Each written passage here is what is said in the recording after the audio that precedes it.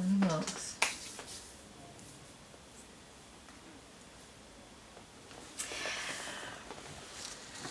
Musk. I had a request. That's a good slurper. Sorry, I might have just slurped over you saying Musk. I'm going to go. We're going to have a good. Let's all be British. I'm going to slurp. It's nicer when you slurp it, I think. Thank you. Okay. Yes. Oh, glow. Twinings. Thank you. Yeah, it was the last one in the packet. Thank you. That's because I have a. Yes, I'm a glow abuser, obviously. We like a Twinings herbal tea. Yeah. You say Twinings, some people say Twinnings, don't they? People say Twinings. Why would they do that? So then you got one. I'm going to close this window, by the way. Okay. Because that is noisy. Yeah. Yeah. Sorry, that was it's a false start. That builders are still in. Thank you. Yeah. Still quite noisy. We'll try and make more noise than them. How about that? Yeah. Go on. Didn't kick it. I'll just keep going. Great. MUSKS. MUSKS. There are a lot of them. What are they? What are they not?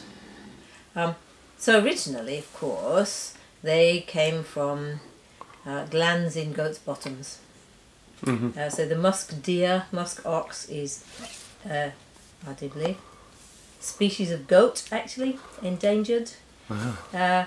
So it is illegal in the UK and in the EU to use goat musk, animal musk.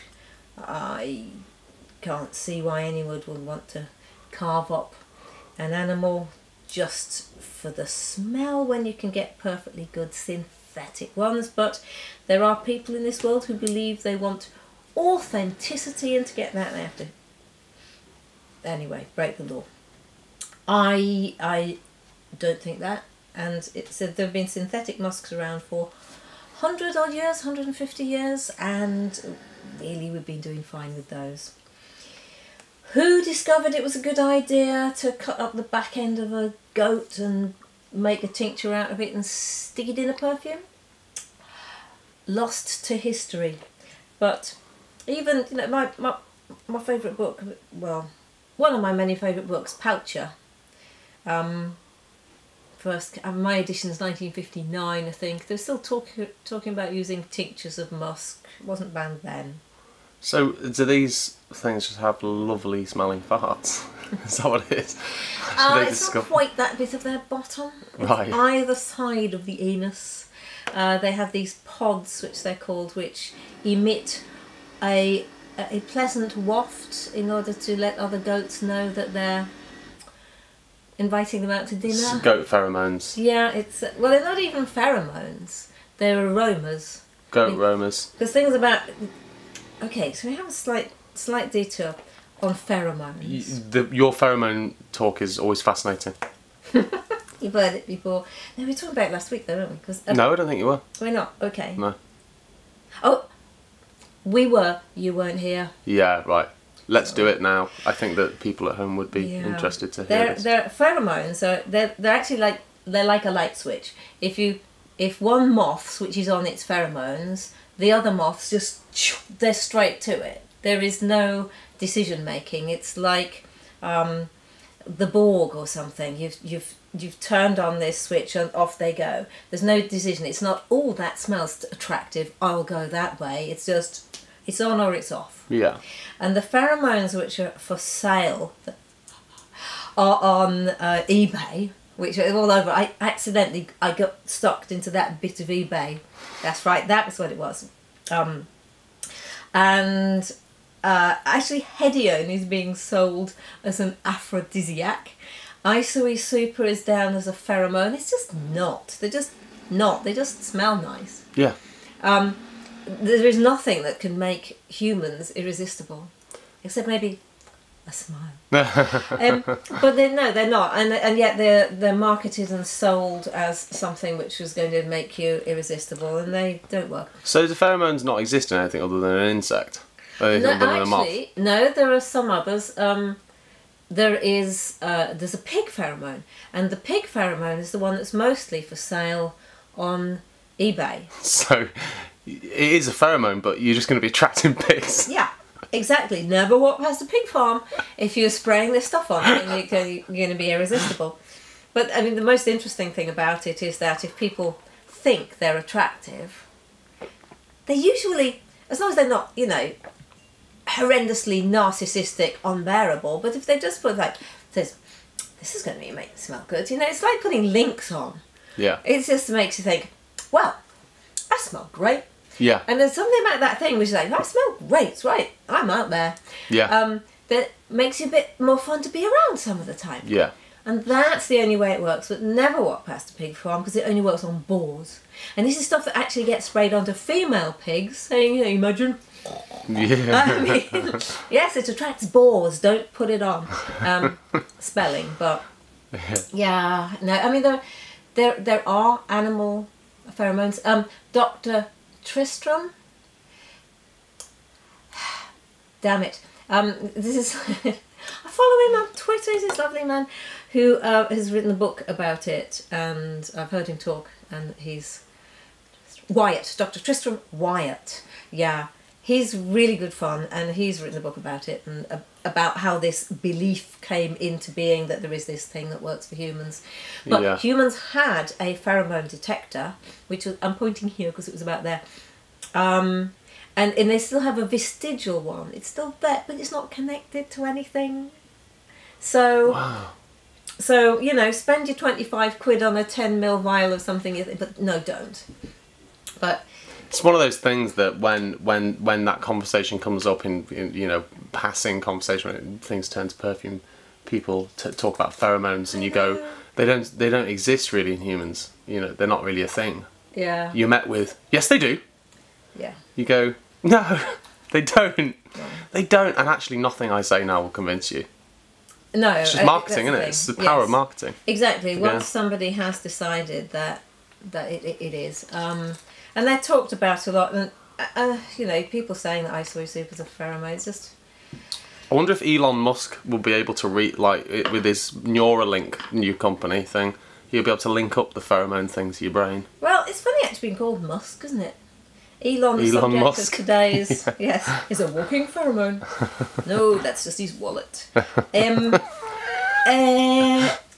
So no, musks are That's really good. attractive smelling things. Mm-hmm. And I have smelt an actual musk pod, but I mean the musk pod itself isn't the thing. That smells like Daisy the donkey and Scarborough. Right, yeah. It smells like a donkey. And this was at the Osmoteca, so like in the historical collection of things that they used to use to make perfume. Mm-hmm. So that exists. But what would happen is then you take this grain, it's a musk pod, and make a tincture, and then put it in ethanol as an alcohol, leave it, and then use it.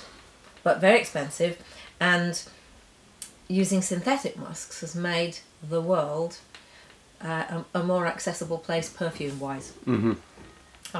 There are issues. Some of them have been banned for environmental reasons ages ago, like the 80s, 70s. Mm-hmm. But there are new ones coming out which are completely biodegradable, and we're just switching over to those. Mm-hmm. Some are very inexpensive, some are very expensive. But what I've done is an experiment of several. And I have taken two fragrances that I know pretty well because they're 100% natural. I made them just because I was tired of explaining chemistry to everyone, and I wanted somewhere someone said, they're completely natural. I go, those are.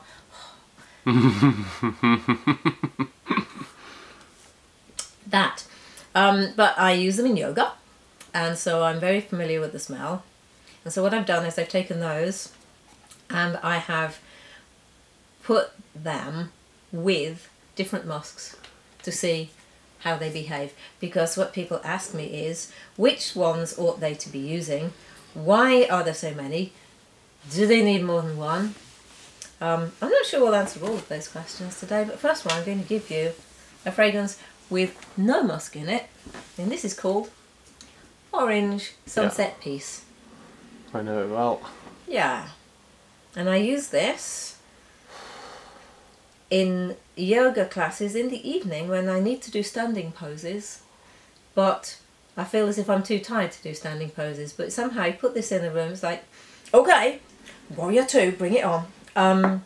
That happens. The other one I'm going to use is this one. I squeak. This one. I don't know that. This is red. This is Red Harvest Gratitude. And I use this. I mean, this doesn't sell so much, but went down a storm at the Also Festival last weekend when I did. It's really scented. nice. I did scented meditation. I don't recognise it, but I've bottled lots of it. I mean, but not for a while. Yeah. Not for years. So this is it straight. So this is lots of red berries and red mandarin. That's so nice. And hay, hazelnut, things that can be harvested. And weirdly, you put this in a yoga class, and everyone just sits down. That's it. It's just like it's a signal. Oh, maybe it's a pheromone. It's a sitting down pheromone. It switches it on, makes people just go, I'm going to sit down now. No, I'm kidding. It's not a pheromone. Yeah, the orange one is a standy uppy one, and the red one is a sitty downy one.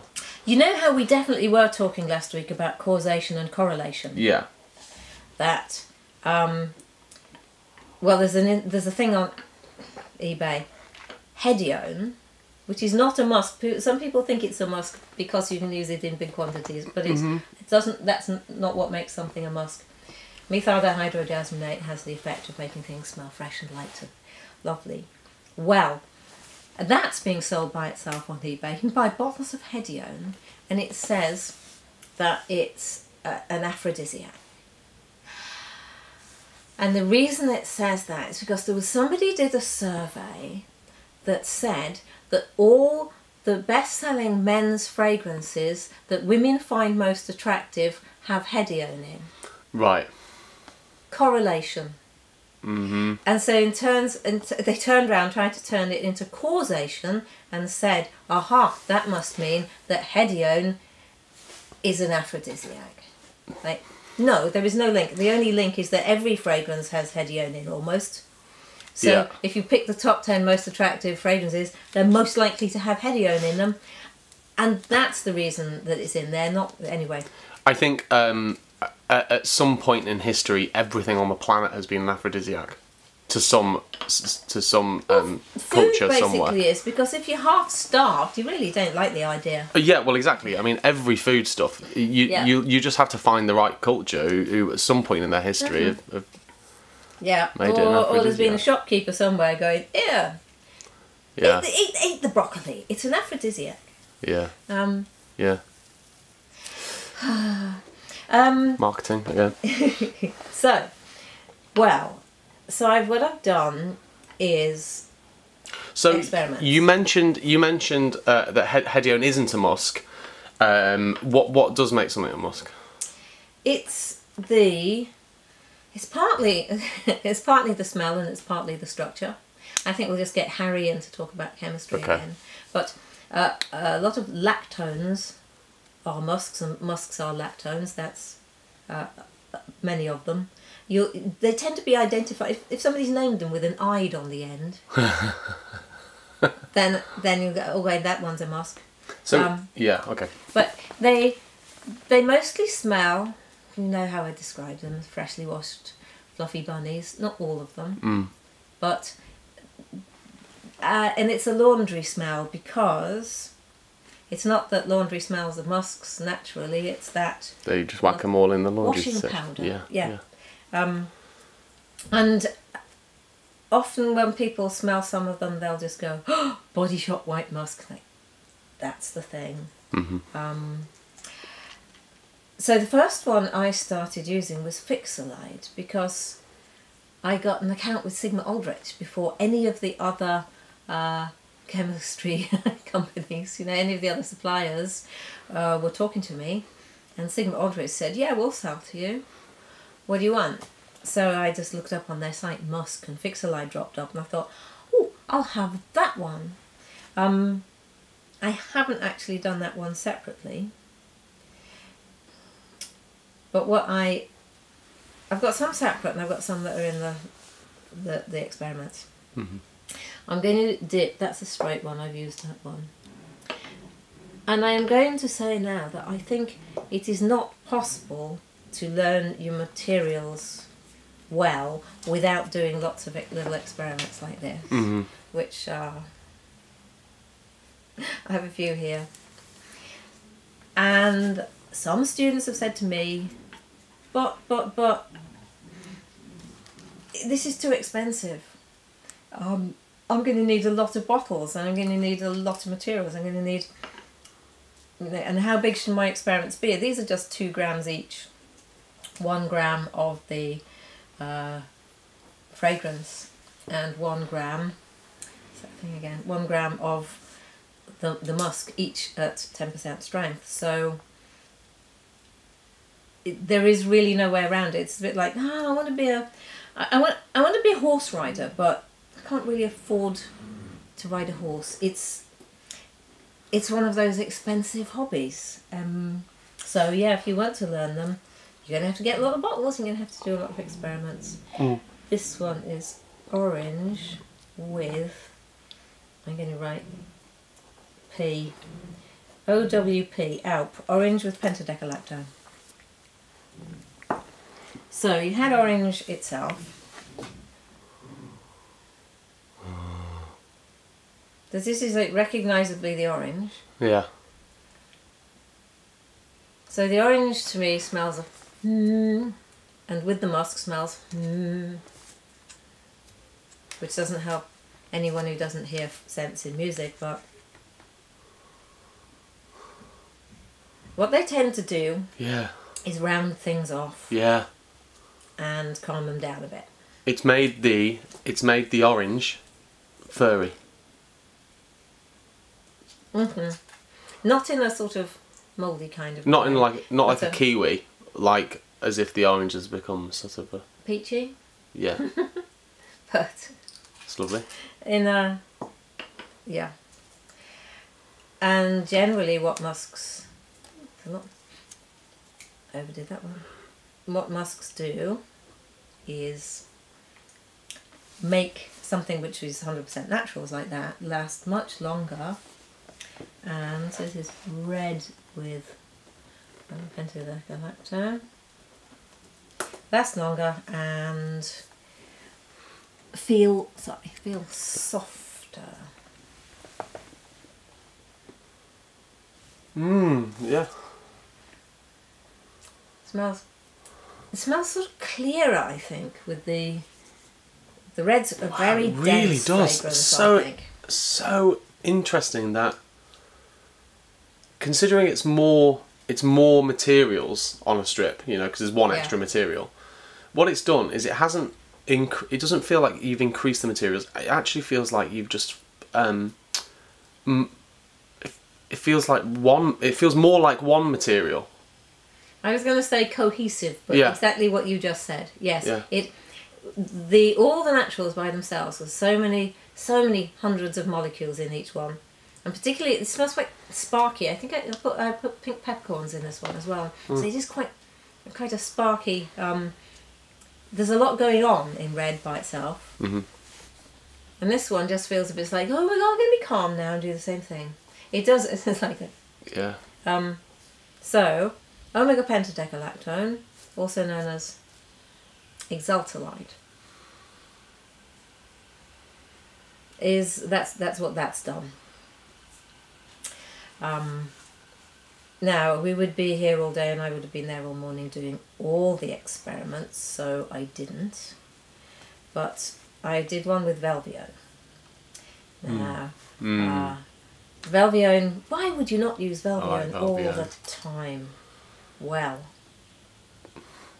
because it costs about. In fact, I like it a lot more. Yeah, it's expensive though.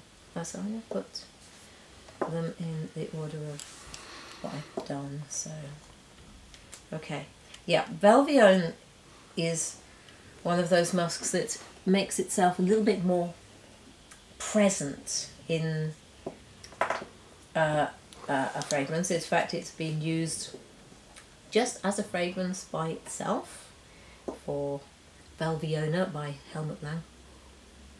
So This is Velvione with orange. It's made the orange like a deeper shade of orange. Wow. I find it smells quite posh.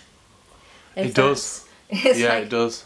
okay, I'll take you 100% natural, and we're going to get your hair cut, put you in a slightly posher frock, and take you out to tea at the Ritz. Something like, it's like... Yes, it's true. It's become, it's like oranges. If orange is a hippie, then orange with Velvione, it's like, it's just, it's had its hair brushed. Right, straight, pentadactyl, Velvione.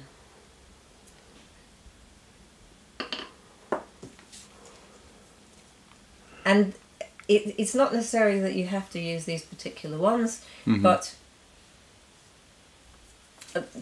these experiments need to be done to find out which musks suit your blend best, whether you need one or more than one, or and even especially for people. Somebody yesterday said to me, "But I can't smell that, so shall I just miss it out of the formula?" No, don't miss it out of the formula, because it would make it a less good perfume. Crap English, but good science. Do keep the musk in it, even if you can't smell it, because the fragrance needs it in order to have the effect that it has. So not everyone can smell all musks, because it seems that it's because they're very big and they're just off some people's scales, like that sound that teenagers have on their phones that their teachers can't hear. Yeah.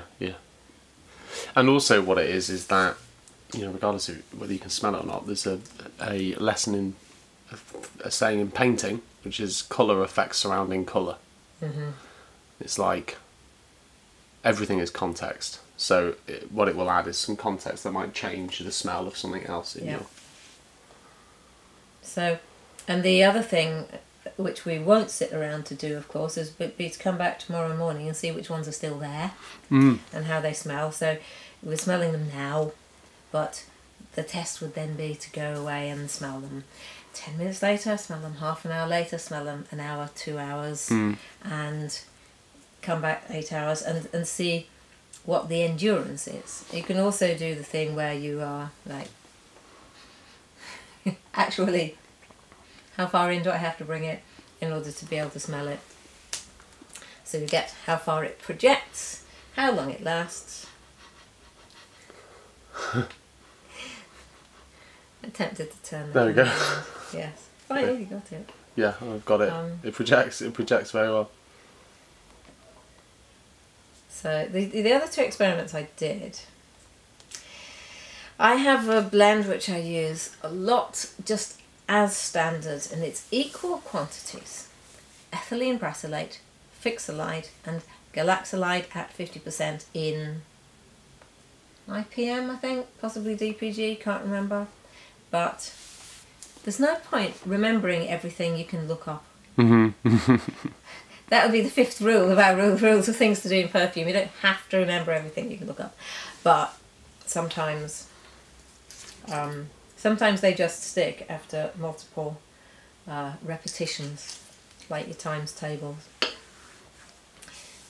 That's a reference for old people who had to learn the times tables. Did you? You didn't have to, did you? Yeah, I did. You think you did? Yep. Ah. I'm great at my times tables. 5 times 7 is 26. It's 35 children. Right. Oh, that's good.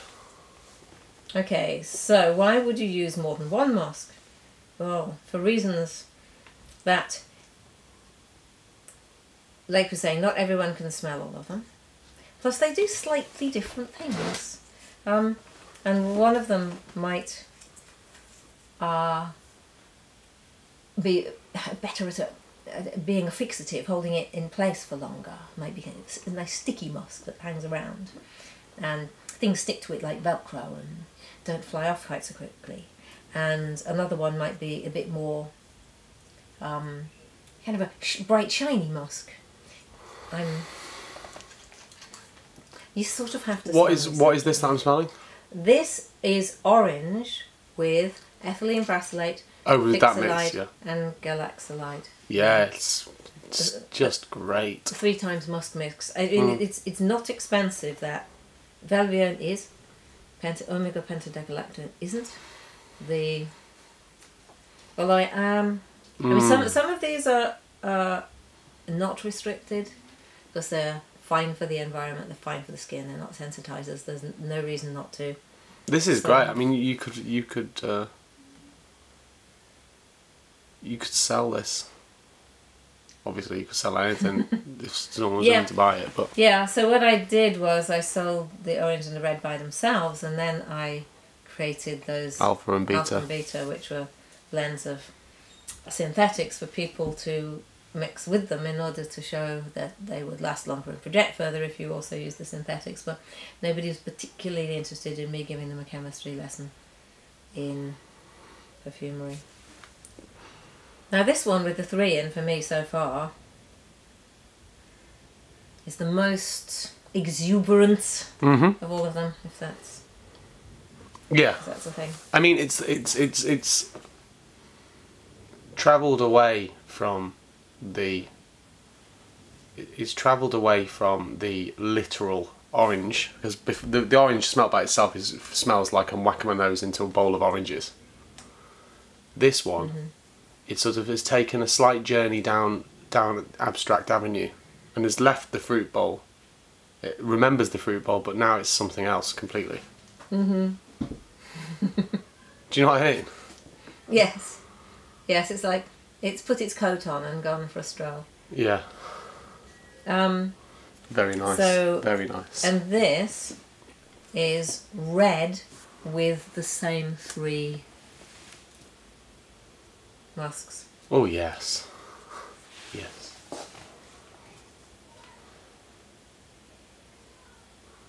It's very good. I find red intriguing, even though I made it. You know, I mean, I'm not saying I don't find most things I make intriguing, but every time I smell red, it still slightly does my head in. Okay, and finally, right, Ambrox isn't a musk. Ambrox is one of the materials which is found naturally in ambergris. Excellent fixative, and also it's just the sort of ultimate projection and longevity machine. So I know it's a musk talk, but I wanted to show what happens. No, okay, this is 50% Ambrox. No idiot's going to use. Okay, I say that. That's not necessarily true, and it's not necessarily idiotic. It's very unlikely that you're going to use 50% Ambrox in a fragrance. Having said that, I know fragrances that 100% Ambrox, but this is on orange. That's on orange. There's almost no orange. I'd be more likely, if I were formulating this, I would put it with one of the other musks, and I'd probably put 50% orange, 40% musk, 10% Ambrox. I'd do that. That'd be enough, well enough Ambrox. You don't need much Ambrox. You don't need a lot at all. It really it makes the orange more punchy. Makes it stand out more. Yes, but I've heard Ambrox described as, I can scarcely use the word in the same sentence. Harsh. I don't know. No. But no, it's powerful. Ambrox Super, maybe. This is Ambrox Super. Oh, is it? Oh, yeah. right. Well, no, that's just more refined for Super. It's like above and beyond. But it takes a back seat. It's almost like what it's done is Ambrox has taken the orange and lifted it up above the crowds. Yeah. So you can't see, for the crowds, you can't see the Ambrox doing the work. We can't smell it. You can just see the orange above the crowds. Yeah. Yeah. Whereas previously orange was in danger of being stood on. I'm just kind of picturing Glastonbury. Yeah. you know, I'm from the picturing television. the people behind Ambrox going, oh, Put why it is down. Ambrox? Yeah, can you put the orange down, please? No. I'm sorry. I'm trying to I'm watch so the strong. Stone Roses.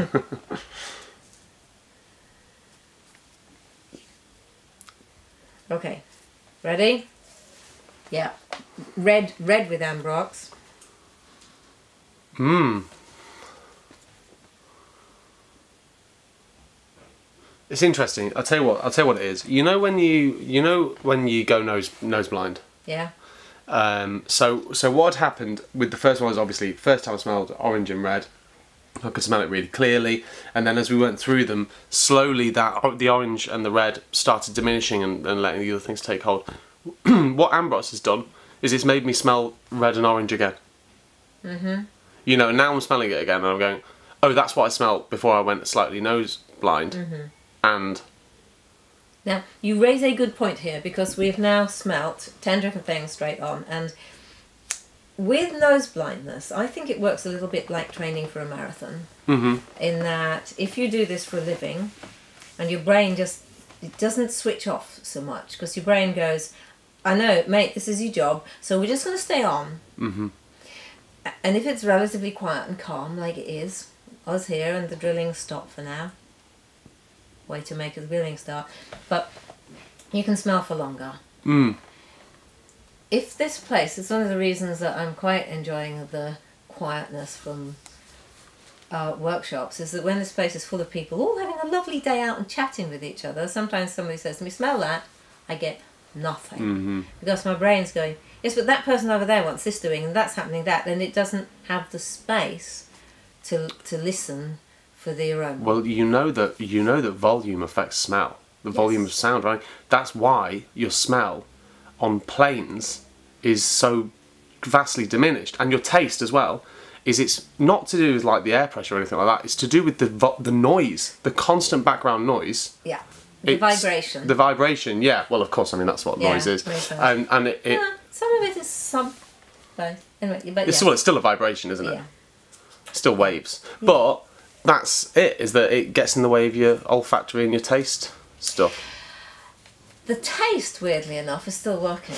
It's just that we it's perceive it. It's flavour. Of course, yeah, flavour is in your nose. Which is why everyone likes tomato juice on planes. Yeah. If somebody orders a Bloody Mary, you can see the crew going, oh God, no, everyone's going to want a Bloody Mary. Yeah. Because tomatoes have lots of umami flavour, and they taste, so you can still enjoy a tomato juice properly where other things taste a bit insipid on planes. It's you are true. correct. And I only really drink tomato juice on planes. Yeah. It's also why plane food's so salty. Yeah. Why it has to be completely, and why if you buy at Heathrow, you can go to a restaurant, I think it's a Gordon Ramsay, and you can buy food specially for the plane. But if you eat it before you get on a plane, it's like, whoa, what is this? It's like, it's just, it's formulated for eating on the plane. You think, oh, it's a Gordon Ramsay, I'll have it now. Wow. Professor Charles Spence works on a lot of these things, you know, our mate Chaz. Yeah. On the cross-modal work. Yes, so, circling back. But good practice for smelling these is if you do find your brain overwhelmed, because your nose is fine. We call it nose blindness. Olfactory habituation. We're like, oh, I've got used to it. Orange now. Yeah, I can't smell it. Then go out the door. Nice fresh air. Come back in again. Or take it with you. Yeah. That's what I do sometimes here. If you say, I can't smell this one, they go outdoors. And because people will be absolutely convinced there's nothing on the strip. Yeah. Like, just take it outdoors, couple of deep breaths, quiet, and then sniff. So, the task now is, or later, is to go through and make notes of what each one has done to the blend. Bearing in mind that if we used it with the blue or with the yellow or the green or the other ones, they might behave differently. And then we start to appreciate why we are using certain musks or why we don't. So in our kit, which these you will have bottled your very self after, I put into the kit Galaxolide, IPM says it, 50% in IPM. But I dilute it to 15%. Why do you put it in IPM? I don't. It arrives in IPM. Ah. So it generally, when you buy galaxolide, it's in IPM. I think it's to do with stability and portability. Right. You can buy it 100%, but I never do. My Okay. supply sells it. Some things arrive in IPM because they're solid, so they need to be have something done to them before, so they can be pourable at the other end. Although, why on earth they don't put the omega pentadecalactone? I mean, that comes solid. Mm. But then we have to sort of heat it up a little bit, or dissolve it in ethanol. Mm. Anyway, so the galaxolide, it's a bargain. It's in use widely. Ethylene brassylate we put in the kit, likewise. And helvetolide, which is, I think maybe to smell this. Helvetolide I didn't do the experiment with yet, because, you know, there's a certain amount of time you've got. But just to smell this by itself, this is a bit more of a fruity musk and a bit more towards the forefront. It wouldn't lift something else up. Well, I mean it was, but it's more like it'll come to the front with you. Oh.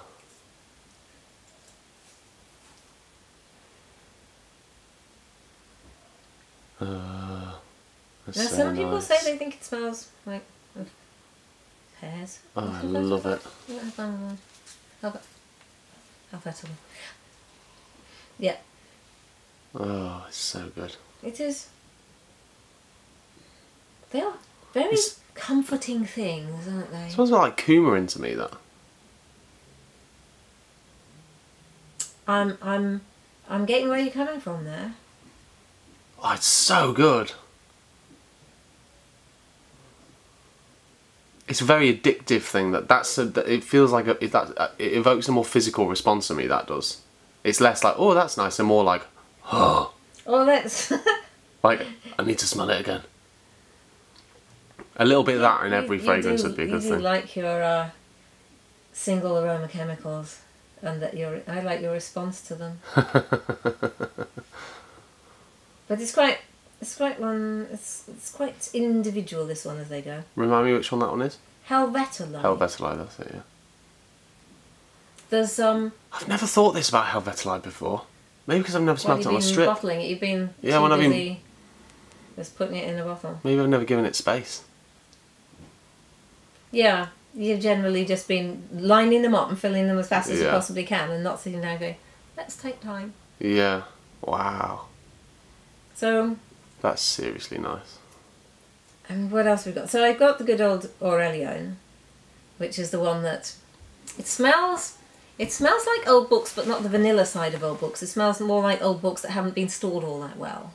Right. There's the ones that have gone, you open them and go, ooh, that's a bit. Yeah, yeah. You know, it's just a little bit sort of. It's been in the cellar. Yeah, slightly dank. But I've smelt it recently.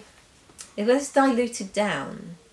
I'm really liking what it does, the Aurelion. I mean, you know, I found it because it said in this very factual book that I have that it's has multiple uses. What was the term? I can't remember the phrase. It's anyway, it's just versatile. Then it's kind of no, it's more about it says like erogenous notes. That's what it said. And I thought, I'm going to smell that. So I ended up with 5 kilos.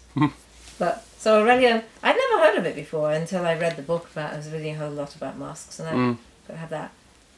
So Velvione and Ambretolide, they're more expensive, but they're the one of them's the top, middle, and base. The Ambretolide's that top, middle, and base, which means you smell it all the way through the composition. Some of them, you know, they're down there in the background, just kind of nicely supporting, providing strength and length and, you know, breadth, width, every dimension. just pushing things out there and holding them in place. Some of them are a little bit more, here, I'm a musk too, but I'm a little bit more excitable. That. Yeah. But what they don't smell is musty, which is what sometimes people get mixed up with. I think that when a lot of people say, "Oh, I like musky fragrances," they don't mean that at all. No. They actually probably mean I like an amber fragrance. I think is what they mean. Chypres also. Yeah. People will smell oak moss and go, well, that's the musky smell. No, that's mossy. Yeah. But because musty and musky and musty, as sort of used interchangeably, but incorrectly, in English, people can get mixed up with musk, and they think that musk's going to smell a little bit like the back of an animal cage, or something that really ought to have a good clean. Yeah. When actually musk smells like things that have had a good clean. Mm-hmm. Yeah.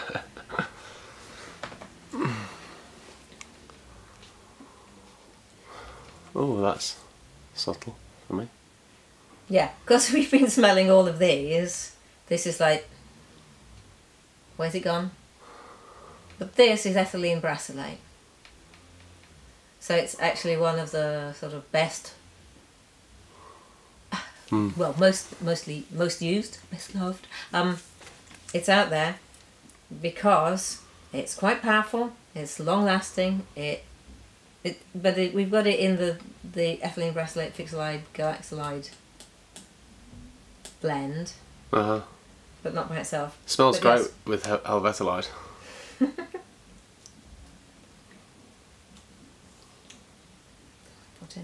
Oh, there it is. Yeah. Yeah. Okay, so go 1 musk, 2 musks, both together. This is what we're both doing. That's why you'd use more than 1 musk. Yeah. It's like, why would you put more than 1 fruit in a fruit salad? Yeah. Sort of. Well, it's just not a fruit. It's not a fruit salad, is it? It's just a fruit. Yeah. But, yeah. So, there are many musks. Do you need more than 1? Maybe not. Probably just get away with Rumundalide. Do you want more than 1? Yes. Yes. Harry said I'm playing Pokemon. Yeah. With musks. I am collecting them all. And rightly so, because they're brilliant. Yes. I still think you don't need them all. And I wouldn't just go, oh my goodness, there's a new one, I have to have that. No. It's like, can I use what I've got? Yeah, probably. What else? There's Xenolide, which is almost ethylene brassylate. There's what else have I got? Edenolide, which is like the super version of Applide. So it's a bit appley, but I think it's named after the Garden of Eden. Some apple kind of a joke going on there, even though the fruit was probably a pomegranate. Yeah. And I don't know. I'm trying to think what else I've got. That's probably. So what I'm going to do now. So what I will do is continue to compare the straight version of the orange with the one. Ooh, the Velvione one. The Velvione one sticks out to me. Yeah. Yeah, I mean Velvione is just amazing, isn't it? And the Ambrox one, starting to smell more Ambrox. Less bit. Oh, although the omega pentadegalactone one with the red I like a lot.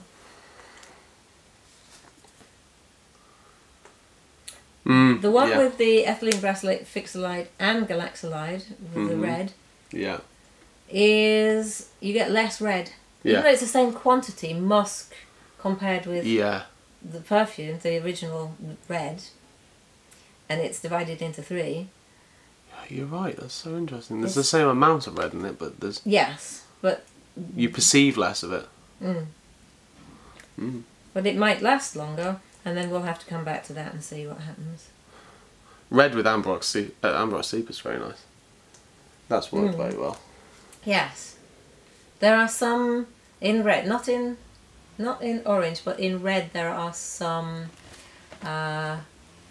single natural aroma chemicals, like maltol. I think that makes a difference to the way that it behaves when you put other single aroma chemicals in. So yeah, this is your life. This is what you have to do in order to decide which musks you want, because there isn't a magic answer. And I think probably if I were going to decide what am I going to put with the orange, what am I going to put with the red, I'd pick different ones. So there's no. I suppose the musks that you recommend beginning with are the 3 that come in the kit. Well, I would recommend starting with ones which are quite affordable. I put the Helvetalide in because it's more of a top notey one, just also to make it's a amazing. difference. It is. It is. Oh, smelling it again. Okay. I feel guilty because I've bottled so much Helvetalide and I've never actually stopped and smelt it. Smell the ethylene brassylate again. Because I think you will find it now appears stronger. Nope. Okay. On mine, I've gone. That's enough musks, Ed. Yeah, I think my nose is gone. That's fine. It's not your nose though. No, I think it's your brain. Well, my brain went a long time ago. Lols. Years ago. Brain is saying, I think that's enough musks, thank you. Can we smell something different now? We like... This is what they do. He goes, yeah, we like that.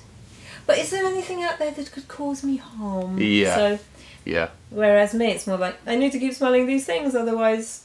Well, yeah, I mean, but you go, is there anything out there that could cause me harm? Yes, it's not smelling this. Yes, exactly. Yes, not being able to do this for a living. So it causes whole harm. So that, I think...